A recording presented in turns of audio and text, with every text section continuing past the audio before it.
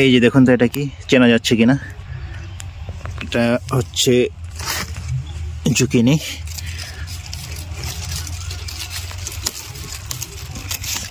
এই দেখুন জুকিনি, এটা গ্রিন। এই যে পাঁচটাতে রয়েছে ইয়েলো কালার, এই যে এখানটাতে রয়েছে এটা হচ্ছে ইয়েলো কালার।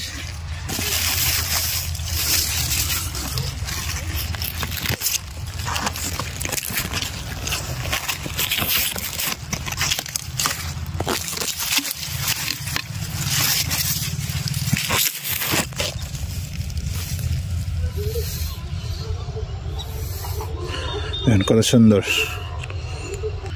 প্রিয় কৃষিপ্রেমী বন্ধুরা, এবার আমি এই দুটো ঝুঁকিনিকে ওয়েট করে দেখবো কত গ্রাম হচ্ছে।